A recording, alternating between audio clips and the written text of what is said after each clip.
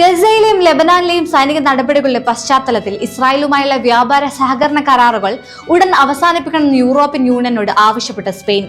ഈ മേഖലയിൽ ഇസ്രായേൽ തുടരുന്ന ആക്രമണങ്ങൾ മനുഷ്യാവകാശങ്ങളുടെ നഗ്നമായ ലംഘനമാണെന്നും അതിനാൽ ഇസ്രായേലുമായുള്ള മുഴുവൻ സഹകരണ കരാറുകളും ഉടമ്പടികളും യൂറോപ്യൻ യൂണിയൻ പുനഃപരിശോധിക്കണമെന്നും സ്പെയിൻ പ്രധാനമന്ത്രി പെട്രോ സാഞ്ചസ് ഔദ്യോഗികമായി ആവശ്യപ്പെട്ടു. അന്താരാഷ്ട്ര നിയമങ്ങളും മാനുഷിക മൂല്യങ്ങളും കാറ്റിൽ പറത്തിക്കൊണ്ടുള്ള ഇസ്രായേലിലെ മുന്നേറ്റം അംഗീകരിക്കാനാവില്ലെന്ന നിലപാടിലാണ് സ്പെയിൻ.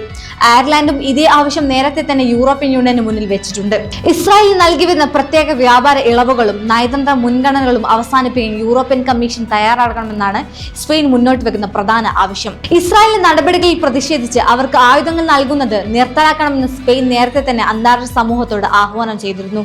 ഇതിനു പുറമെ ഫലസ്തീൻ ഒരു സ്വതന്ത്ര രാഷ്ട്രമായി അംഗീകരിക്കാനും സ്പെയിൻ മുന്നോട്ട് വന്നിട്ടുണ്ട്. പശ്ചിമേഷ്യൻ വിഷയങ്ങളിൽ അമേരിക്കയുടെയും ഇസ്രായേലിന്റെയും നയങ്ങളോട് പലപ്പോഴും സ്പെയിൻ വിയോജിപ്പ് പ്രകടിപ്പിച്ചിട്ടുണ്ട്. ഇറാനുമായുള്ള യുദ്ധ സാധ്യതകളോടും സംഘർഷങ്ങളോടും സ്പെയിൻ സ്വീകരിച്ച നിലപാട് ഇതിന് ഉദാഹരണമാണ്. ഇറാന്റെ കാര്യത്തിൽ അമേരിക്കയും ഇസ്രായേലും സ്വീകരിക്കുന്ന തീവ്രമായ സൈനിക നിലപാടുകളെ സ്പെയിൻ അംഗീകരിച്ചിരുന്നില്ല. ഇറാനെതിരെ ഒരു യുദ്ധത്തിന് സ്പെയിൻ താല്പര്യപ്പെടുന്നില്ലെന്നും ഉപരോധങ്ങൾക്കും സൈനിക നീക്കങ്ങൾക്കും പകരം നയതന്ത്ര ചർച്ചകളിലൂടെ പ്രശ്നങ്ങൾ പരിഹരിക്കുമെന്നായിരുന്നു അവരുടെ ശക്തമായ നിലപാട്. അമേരിക്കയുടെ നേതൃത്വത്തിൽ ഗൾഫ് മേഖലയിൽ നടന്ന പല സൈനിക വിന്യാസങ്ങളിൽ നിന്നും സ്പെയിൻ തങ്ങളുടെ കപ്പലുകളെ പിൻവലിച്ചത് അന്ന് വലിയ വാർത്തയായിരുന്നു. ഇസ്രായേലിന്റെയും അമേരിക്കയുടെയും താല്പര്യങ്ങൾക്ക് വഴങ്ങാതെ സ്വന്തമായ വിദേശ നയം നടപ്പിലാക്കുന്ന സ്പെയിനിന്റെ പുതിയ നീക്കം യൂറോപ്യൻ യൂണിയനുള്ളിലും വലിയ ചർച്ചകൾക്ക് വഴി തുറന്നിരിക്കുകയാണ്.